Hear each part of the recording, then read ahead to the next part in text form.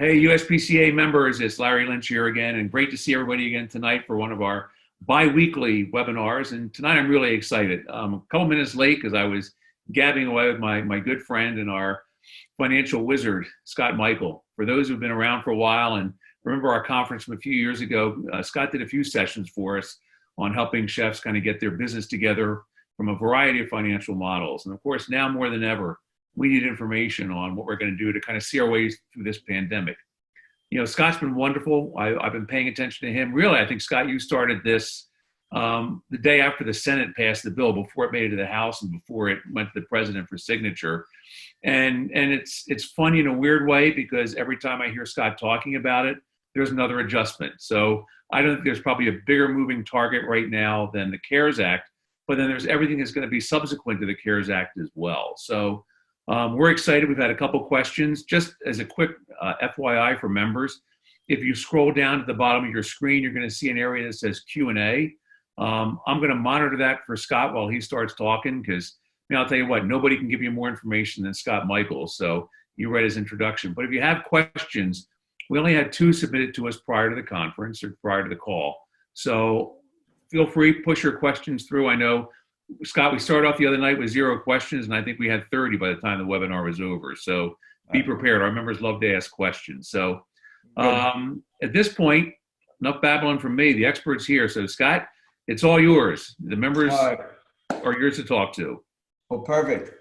Well, first of all, Larry, thank you for the invitation, and thank you for what you're doing in the personal chef industry, and glad to be able to be part of this. Certainly this is a crazy time and every industry is a little bit unique, and but I would imagine that there are a few industries as impacted by all of this as the personal chef industry. And so certainly want to talk through what is available in the CARES Act. I want to make sure that we're talking in terms of things that are relevant to you. So I do appreciate if you have any specific questions, and Larry, I'll give you this as well, that feel free to interrupt me. If you want to jump in and say, hey, by the way, Scott, here's a question that just came up, that would be great. And we can toggle that back and forth. I'll definitely watch for them. Good thing about me, well, this is a good news and a bad news. Bad thing about me is that I don't usually finish very many sentences with a period because I get bored of listening to me. So that can get a little crazy. But the good thing about me is I don't mind being interrupted. So, and I really, really value your time, and I want to make sure that we are not wasting a minute of anybody's time and not addressing the topics that you care to be addressed. Okay. So let's get started. And again, I'm just going to start with I have a couple bullet points that I just wanted to run through here, but again, with the key interest of what is important to you. So let's talk a little bit about the CARES Act. The self-employed independent contractor space of the CARES Act is a bit uncharted. The reason is that, first of all, the entire law has only been out for a little over, I guess, a week now. And so, and they've only been taking applications since last Friday for the first round of the money. And the first round of the money came out for small businesses that had employees. The second round of money that starts this Friday will be for independent contractors and for those who file as a Schedule C on their personal tax returns. And so I will tell you this is that there has been, because it is the Payroll Protection Act, or Payroll Protection Program within the Act, it has been very, very much a focus of everybody to figure out how do we get money into the hands of the people who have employees.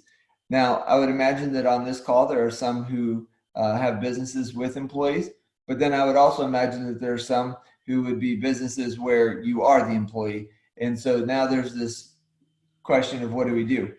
Couple of talking points on this. Of course, I'm a CPA in a tax firm that we prepare taxes and we give advice. And of course, our clients have always asked, how do we minimize our tax bill?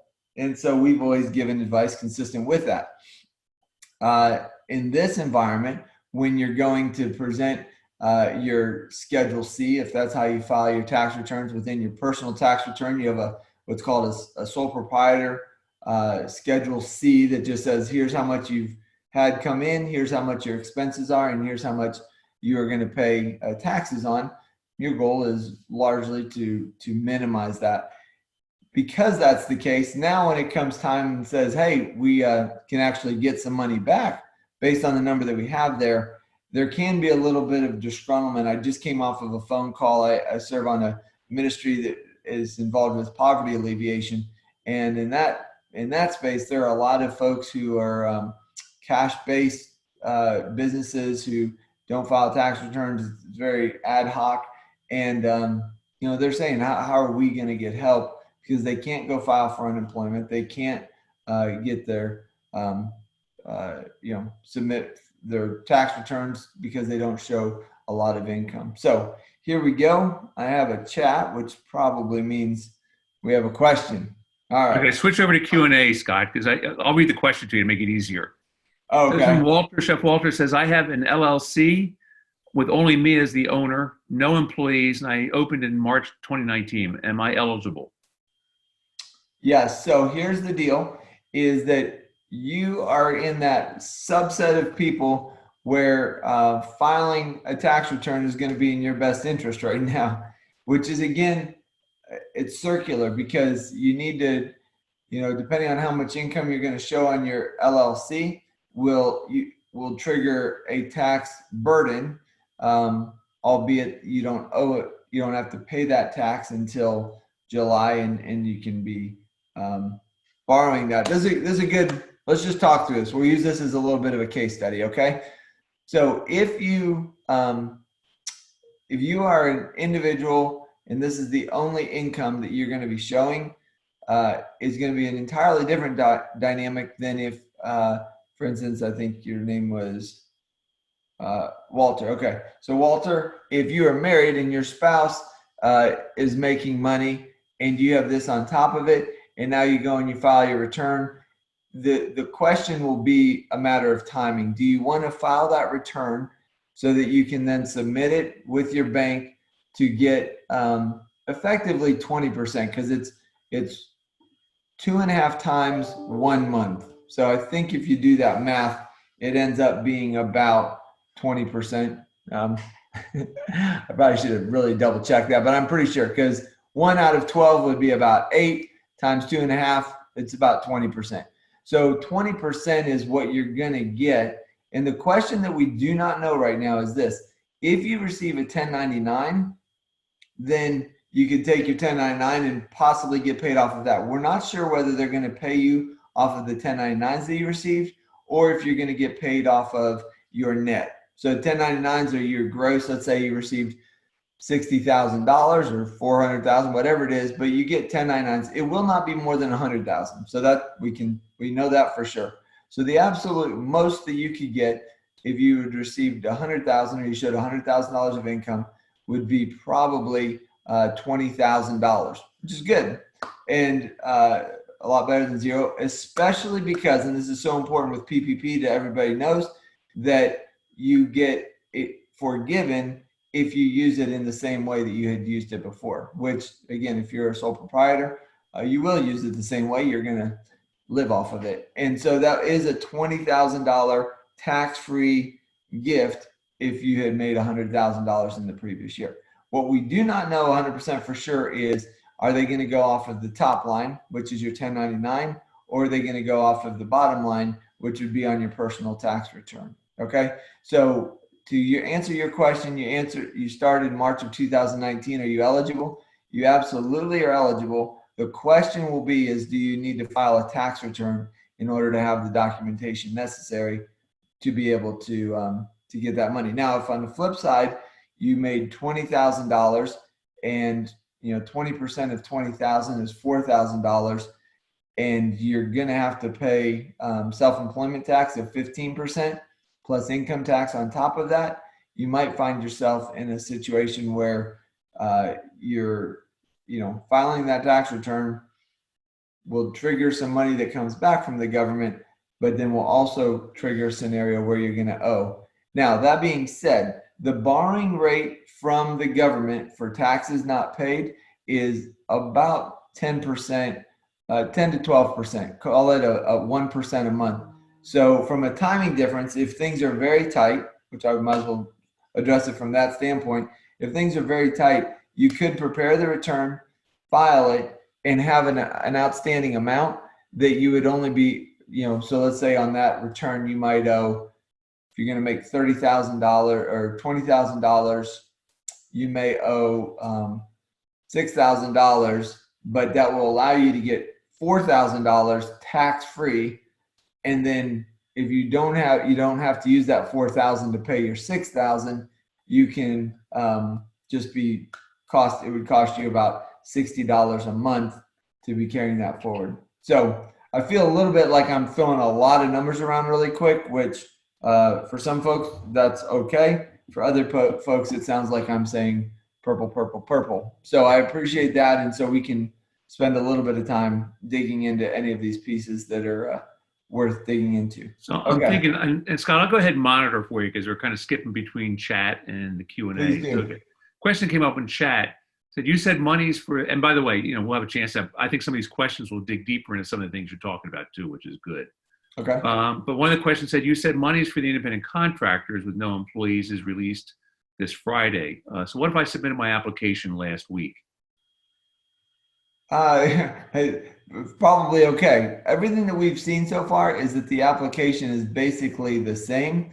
And what we've seen is that there's been quite a bottleneck in the processing of applications and getting them submitted to the SBA. So if you got it submitted, probably by the time it makes it to wherever it needs to make, you'll be in good shape.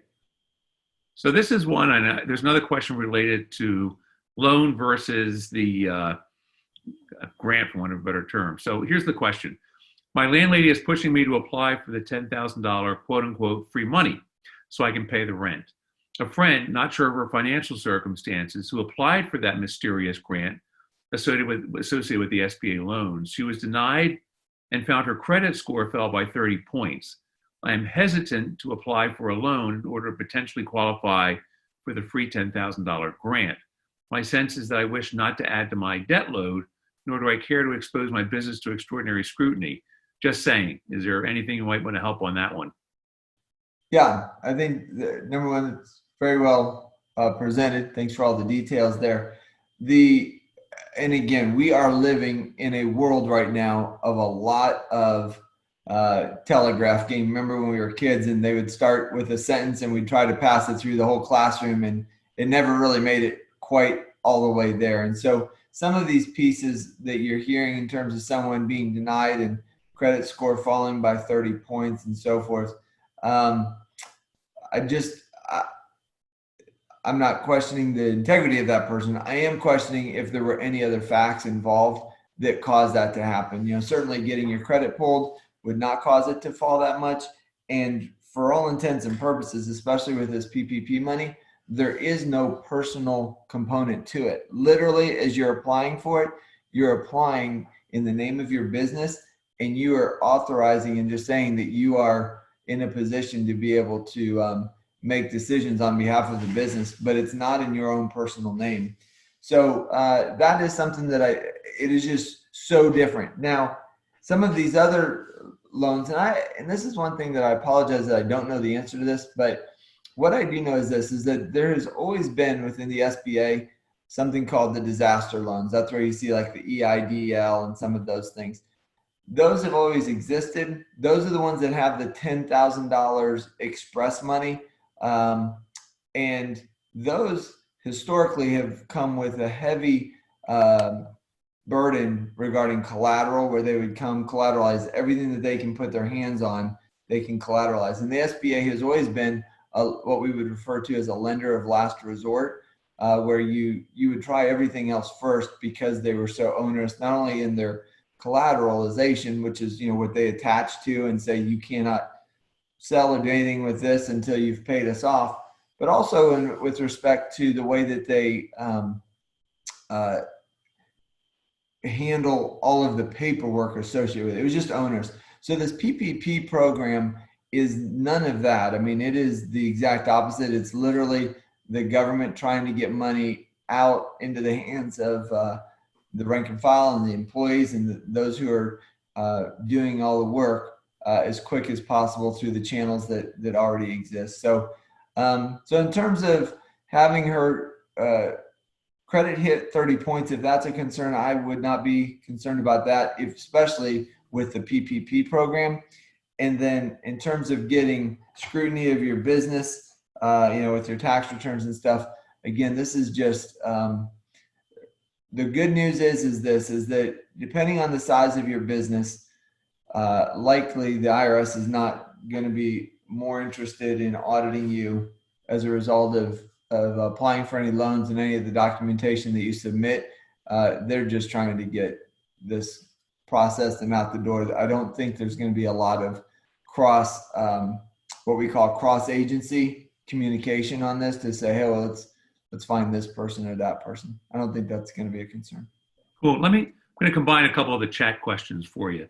So this is a follow-up question. I'm going to tie it to another question that's in here. It says, so is there actually a $10,000 grant? I thought there was a $10,000 advance of the loan. And then the question kind of ties to that is the economic injury disaster loan the best option for those operating a sole proprietorship? And please explain the loan versus the grant. Perfect. Thank you. So they're all a loan. Okay. So they're all a loan. They're all alone. So sad. There are all types of loans. The issue is that the loans associated with the PPP, the Payroll Protection Program, that can be driven not only for those who have employees in payroll, but also those who are self-employed or contractors. That has a component within it that you can receive forgiveness if you spend the money that you receive as a loan in a certain way within 8 months. Now, the thing that's unique about this is this. For a small business who has a lot of employees, they're going to be held accountable to spend 75% of that in payroll related expenses. For an independent contractor, this is the part that I'm a little confused on, and it's not as much a matter of confused on, it's just there's going to be so much developing over the next few weeks, and here's why. Up until now, all of the attention of the Washington, D.C., okay? So let me back up for a second. So whenever legislation passes, there's then this process that it goes through because they're just throwing that stuff together as fast as they can. And it's amazing how much detail they get into it. I mean, it's done with very, very intelligent people and very big law firms just putting all of this stuff together. Yet they're people in law firms and within a tight constraint.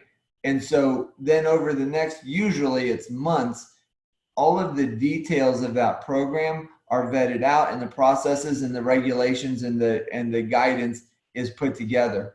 In this scenario, because of the nature of the emergency, they are doing it in days instead of months, which is very impressive to watch, but it's also very frustrating. That being said, all of those little nuances that have to get tweaked and ironed out, all of the energies have been focused on how do we determine how much money can be sent out, okay? So in the process of that money getting sent out, they now have to have a second conversation that says, okay, the money's out, now how are we going to forgive it? And so we're going to see a lot of change in that space, and there's going to be a lot of dynamics moving on there. So when I say I apologize, I don't know exactly how that's going to be forgiven and how that looks in a space with independent contractors in Schedule C, but there's a good chance that if everything is the way it was in 20 is the way it was in 19, it may be very well forgiven, but it's just a lot of that guidance has just not come out yet. And Larry, by the way, feel free to interrupt me because I understand we do have a time constraint and we're 26 minutes in here. So to the extent that I'm watching it, we're in pretty good shape at this point. So I'm going to try and I was going to throw you a couple softballs here real quick. First one's coming out of the Q&A from our friend Chef Kevin Marshall. What if I already filed my taxes this year? Yeah, so it shouldn't make a difference to the extent. Now, the only thing would be is if you're like, if I had known I was going to get 20% free money, I might have shown that I made a little bit more, then so be it. But for the most part, what you filed is what you filed. And again, the biggest question would be, and my guess is that within the personal chef business, because a lot of times the work that you're doing, I understand that some of it would be in the corporate setting where somebody is getting a business write-off, but then I would imagine a lot of it, and correct me if I'm wrong, Larry, but a lot of it is just individual residential scenarios where they're not issuing you 1099s and you're just determining how much you're going to put on your revenue line. That will be, again, another big question. And the question is are they going to pay money out on the top line or on the bottom line?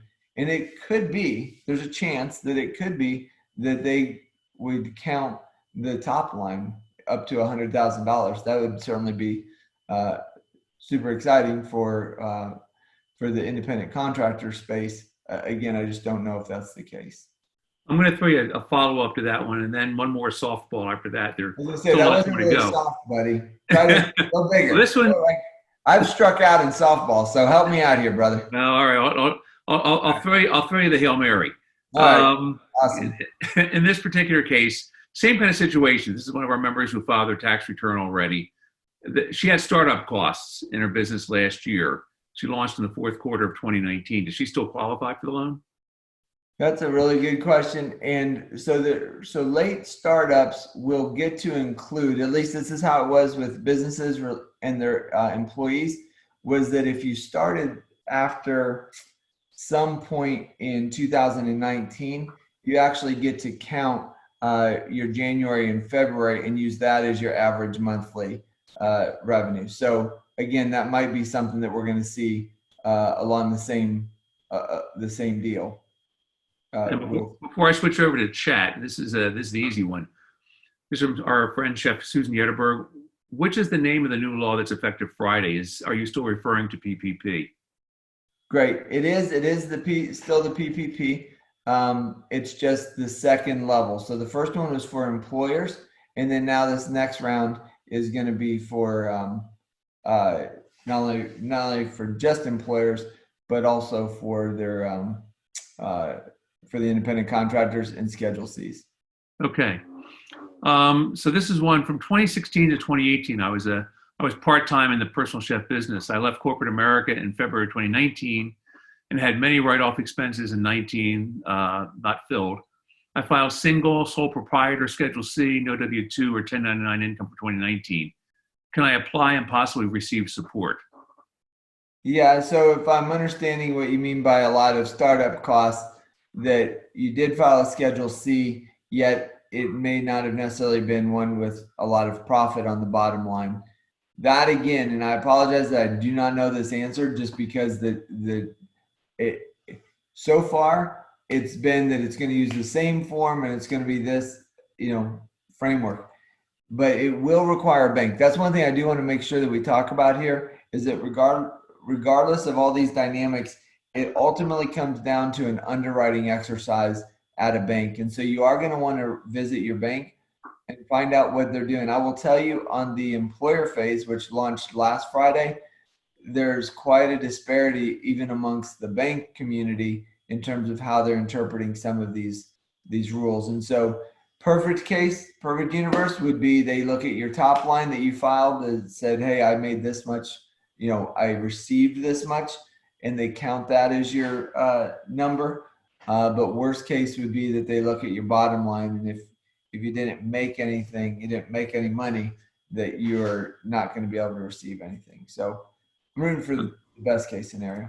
Cool. This is a little bit longer question, lots of detail. So I applied for my loan today. I stipulated that 75% would be allocated for payroll and the remaining 25% for rent. My question is, am I required to pay out all the money in the 8 weeks following the receipt of the funds? My payroll and rent costs vary weekly depending on how many clients we cook for.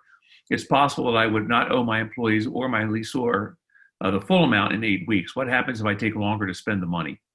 Great question for two reasons. One of which the reason, one of which probably was not on your radar but is super critical. So the 8 weeks begins with the origination of your loan. So kudos to you for getting it in and submitting it. What you're going to want to do is time uh, the origination, which will be this. Okay, so we talked a little bit about you turn in your application. It goes through a bank process, then it gets sent to the SBA. Then the SBA approves it, and then it comes back and says, "Here's the documents that the person needs to sign." Okay. At that point, when you sign it, is the origination of the loan. Okay, and then it'll be funded a few days later. In that process, that's what you're going to want to time. And let me give you two examples to help you kind of see, okay, this is how we would want to time it. So you don't want to time the application. You want to time the origination. Is that, Larry, am I clear on the distinction between apply now, but try to have the origination date dictated based on this next scenario? You ready? Right. Right. Okay. All right. So here's the deal. If you, for clients that are dentists, no dentist here, but I want to give you the example so you understand. A dentist is not legally allowed to work on somebody right now, except for, an emergency, which is not the primary role of dentists, right? It's not what they make their money off of. So they're literally shut down. They're shuttered. If they were to originate a loan today, they have to spend, in the words of the question, which is valuable, is they have to spend 75% of that money on payroll within that 8 weeks. Okay. If they originate it today and they're totally shut down, they're just going to be blowing 8 weeks worth of payroll. Everybody on the same page? All right. If instead they say, okay, look, April 30th, we're shut down through April 30th for sure. Of course, there's the word on the street that may get extended, but let's hope not. All right.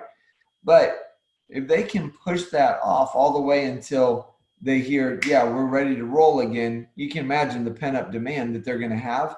Now they could actually be working overtime and be burning through all of that payroll at that time, when otherwise they would have lost all of that ability to get that forgiven. Does that make sense regarding the timing? Or what was It that does to clear? me.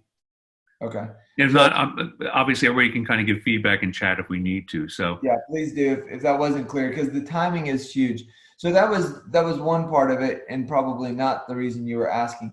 The other part of it, and Larry, repeat the question real quick, because there was the other part of it was just as important in terms we of go the back to we go back to 75%. chat here and get that back up. So you do have 8 weeks. I know it is now. I'm sorry. So you Okay. need to spend that 75% in the 8 weeks in order to have it be forgiven. To the extent that you're not able to do that, then it does convert to a loan with a 2-year amortization at 1%, which is still great. And what I don't know is, to the extent that there is a bit of a sliding scale on that, that if you don't spend all 75%, but you spend a certain amount and you hit some of these other things as far as the number of full-time employees that you have as of June 30, full-time equivalent as of June 30th, some of those will come into play too. So I would expect that, Larry, you might invite me back and we'll talk about forgiveness on a subsequent call. I think it's probably a good idea because this is going to continuously morph. Evolve. Sticking in the Q&A, we have one. Let me make sure I got this one right. Yeah. I started my business in January 2019. I have yet to pay myself, but plan to mid-year. Do I qualify? And if so, what documentation would I need? Okay, one more time on that one. Let me go back. So we'll scroll back. I started my business in January 2019. I have yet to pay myself, but plan to mid-year. Do I qualify? And if so, what documentation would I need? Great question. So basically what it's going to be is, again, a function probably of your tax return. So in order to qualify, you're probably going to need to file a tax return, unless you did work for a company or somebody that gave you 1099s, in which case you might be able to just present 1099s and not a tax return. Again, that's what we're kind of going to be learning here in short order. Okay. Elizabeth actually had a follow-up to her question about the 8 weeks. So she's saying I must spend it all in 8 weeks, question mark. So I will give my employees more money than they're earned, and my leasor more money than I owe. And I'm not sure that, I don't think that's what you said though. No. But and I appreciate you giving me a second shot at that one to answer that. So the deal is that again, the timing is critical so that you push it out until you're more comfortable that you are going to be busy. In terms of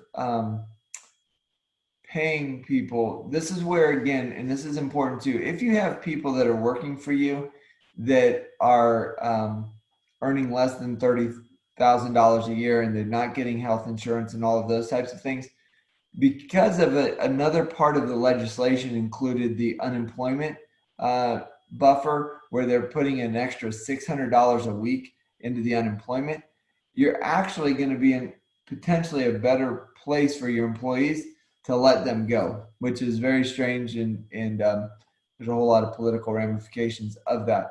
But the reality is that might be the way to go if you're kind of just trying to hold on.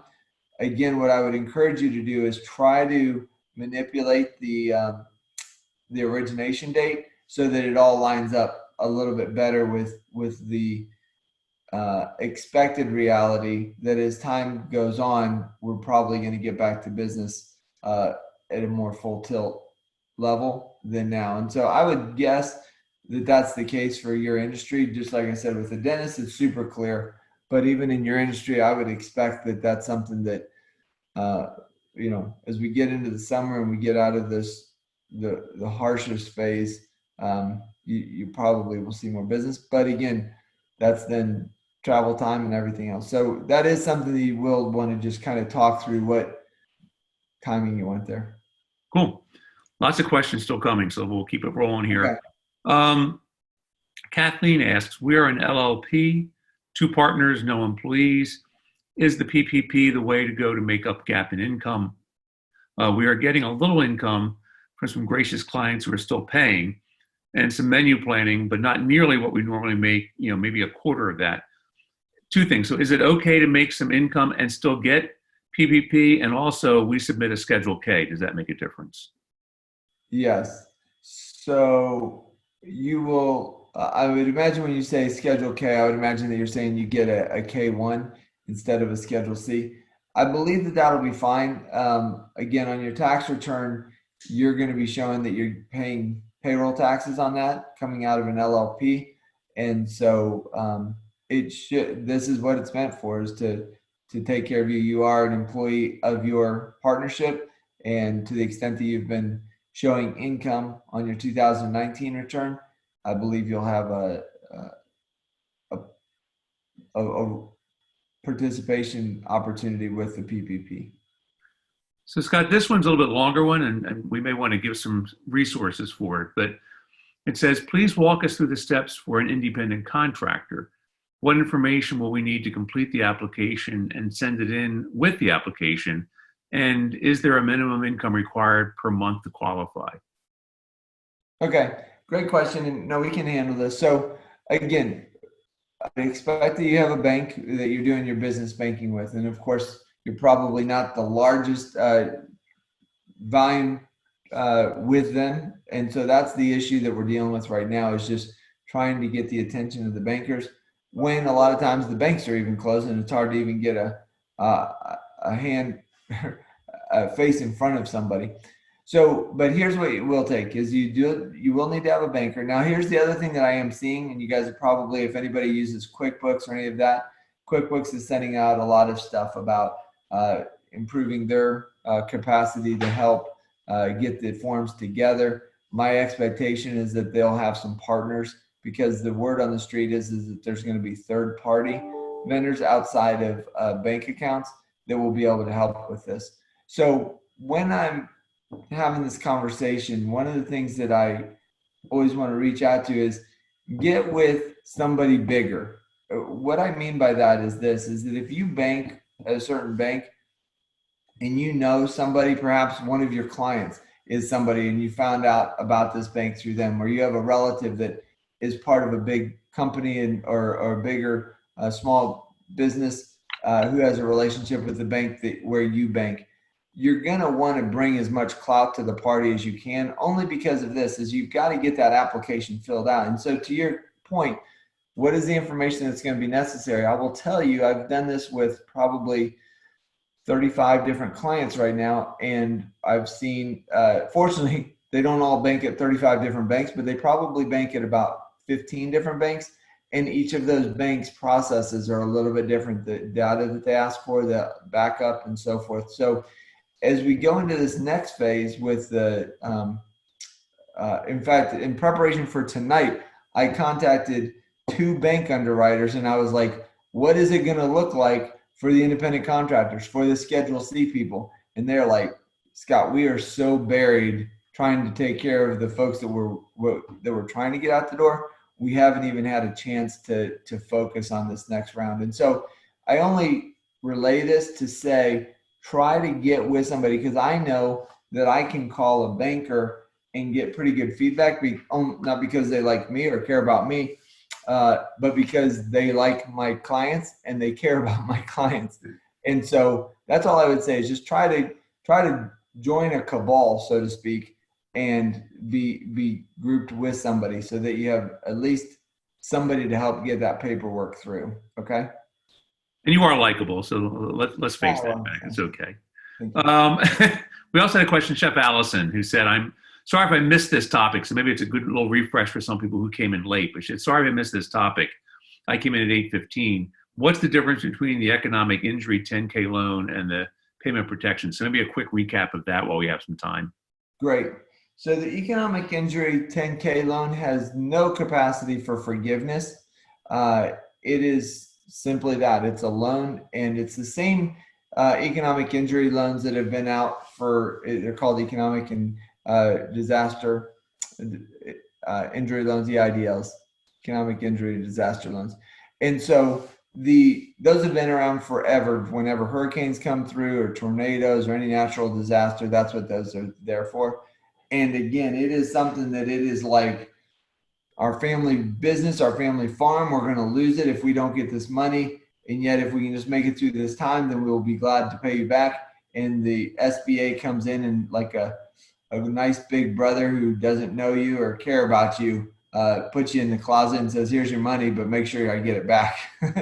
So that's what the 10,000 EIDL is. It's there. It's necessary for some situations, but the PPP is something I don't think we've ever had it like that, where it literally can be forgiven. So, and it's forgiven it tax free. So in the scenario we were talking about earlier, where you had $20,000 that you can represent either through on your Schedule C or through 1099s, and they will give you $4,000, you literally have the chance to have that $4,000 free and clear with no tax or anything else. So the PPP is an animal unto its own, but in certain situations that won't be enough because of loss of business and so forth, and so the EIDL is necessary. Now, my take is this: we'll see. That's the reality. Is we'll see if everything kind of has peaked and starts settling out. Then the PPP will be the deal. It'll be 2 months. And this is one thing that's super important. Everybody says it's your payroll or whatever times 2.5. It's because it's for 2 months plus 25% for each of those 2 months is what the other half is about. So all in all, 2.5 times is what that's going to take care of you for. All right. Good. So Chef Dara says, my question is, since none of my clients issue me a 1099, am I just showing my P&L? I haven't filed yet for 2019, so I'm just taking my anticipated P&L. Yeah, and that's, again, because the tax deadline got shoved back, there's not necessarily the tax requirement to file your P&L. What I'll be interested to see is, will banks accept a 2018 tax return?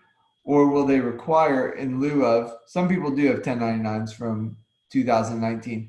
In your case, if you don't have 1099s for many of your clients, which I would expect is probably pretty common in personal chef space, then you're going to be in a space where filing your tax return may be necessary in order to have a document that you can present that will allow you to get again, and it works out to be 20% of whatever that bottom line is what I believe it'll be. All And right. this may be a similar question, Scott, a little different. It says, what if we don't pay ourselves via W-2? I've always just given myself a little money each week out of my account. Yeah. Again, so that money that you've given yourself each week out of your account, certainly if you went to the little presentation that I did at the USPCA conference a few years ago, you would know I would say, hey, make sure you're reimbursing yourself for all of those expenses first and foremost. But beyond that, whatever is showing up on your what's called Schedule C on your personal tax return for your business, whatever shows up at the bottom of that is effectively what you're paying yourself. So I had a couple of people raise their hands, but I can't find their questions. So I'm going to see if I can get those questions for them. Let me dig through here, Scott. So it's the fun of everything, fun of live TV.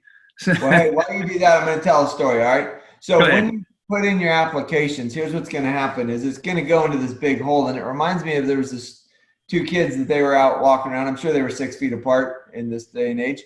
And they came across this hole and they were blown away at how deep this hole was. They couldn't even see the bottom. So they grabbed a handful of stones and they threw it in and they were listening to see how far it went down. They never heard them. They're like, my gosh, this is the deepest hole we've ever seen. So then they went and grab a big rock and they heave this thing over and they launch that in and they're listening. Nothing. I mean, they're like, wow. And of course, you imagine two little farm kids out in rural America just blown away at this find that they have. So then they look around, they need to find something bigger and they spot a railroad tie. And so they're like, they're not that big, but they're like, I think we can do this. So they get on both ends of this railroad tie and they just drag this thing over and they heave it in. And they're listening. As they're listening, all of a sudden out of nowhere, this donkey comes just rumbling, tumbling all over itself and jumps into the hole. And they are like, wow, what was that we just saw? They're sitting there kind of talking about it, reflecting on it. A little while later, an old farmer comes by and he says, boys, have you happened to see my donkey? And they're like, my goodness, that's amazing you would ask. He said, this thing came rumbling, tumbling, and jumped into this big hole. The guy said, no, that wouldn't have been my donkey. My donkey was tied to a railroad tie. So as you are putting in your applications into this big hole, hopefully you don't lose your donkey. Here we go. Reminder that we have missed your jokes at Rotary every Wednesday. Well, Larry, that'll teach you to make sure you never have to find a question again. Here we go. There you go. Okay, you ready? Yes. So here's one. Any options for someone wanting a loan to revamp and or grow your business by changing or offering new services? For example, switching from in-home classes to online classes and use the funds to purchase equipment and software to support the online realm. Yeah, so then that goes back to the more traditional SBA. So, a bank will look at a situation like that and they'll be like, and you'll tell them the story and they'll get all excited and they'll be like, oh, we love that idea. In the back of their mind, they're like, oh, great, I'm going to get to make a loan, right? And they're going to be like, oh, tell us about, do you have equity in your house? Do you have this? Do you have that? They're just thinking, how are they going to collateralize this loan so that they can sell it to the bank and then sell it, give you the money, and they make some money, right? That's kind of how traditional banking works.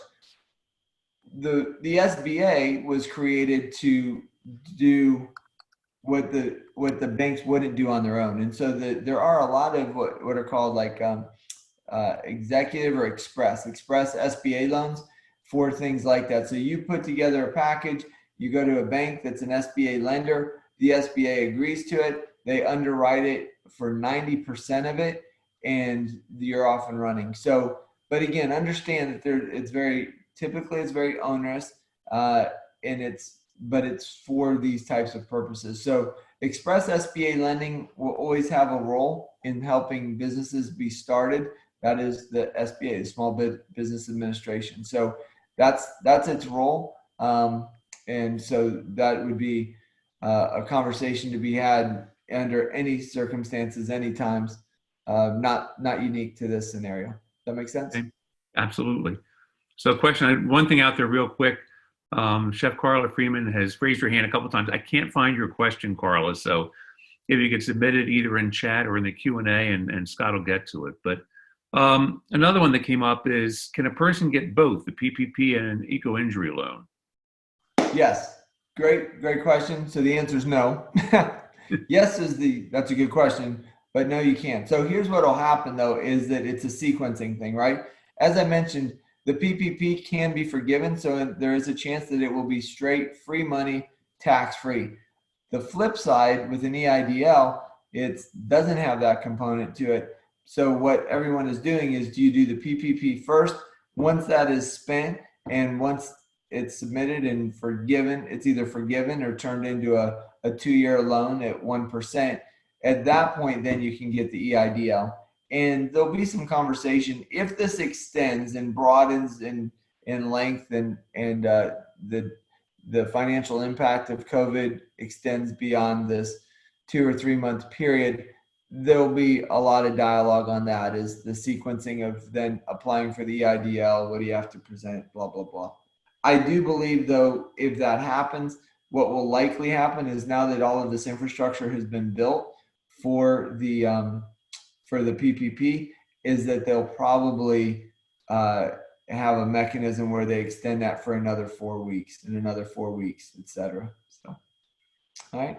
So I'm going to throw a question in there, and we may have answered it already, but it came in via email to Rob, and so I just want to pass it along. And so if we answered it, remind me, because I'm getting old and senile anymore. But can we get paid for not going to our clients for 6 weeks? We don't use 1099s. What do we need to do? Again, that's going to be probably a function of your Schedule C on your tax return.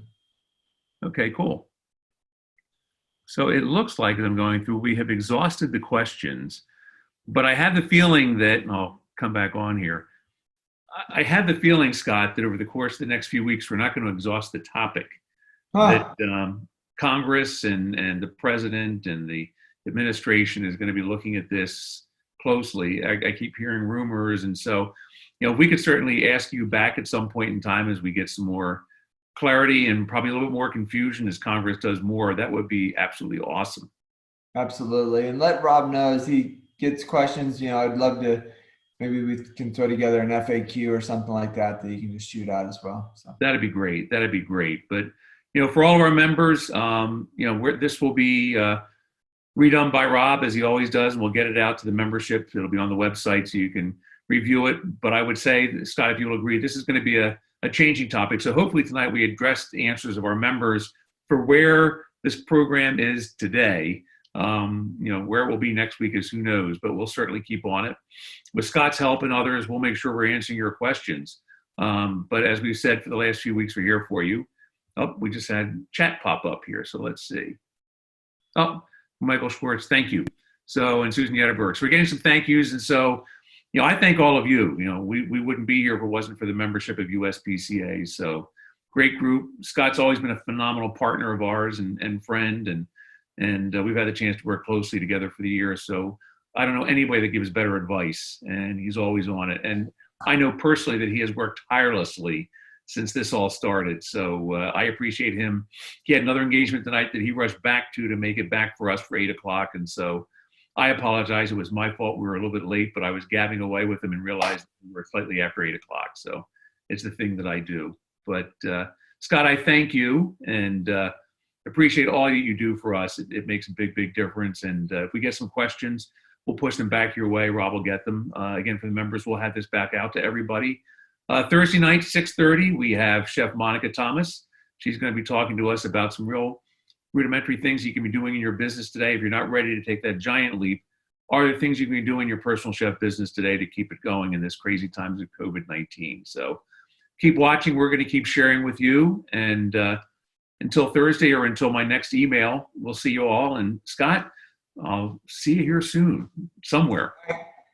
Thank you, Larry. And again, prayers for all of y'all as you're going through this very, very crazy time. So cool. Good night, everybody. Thanks again. All right. Take care. Yep.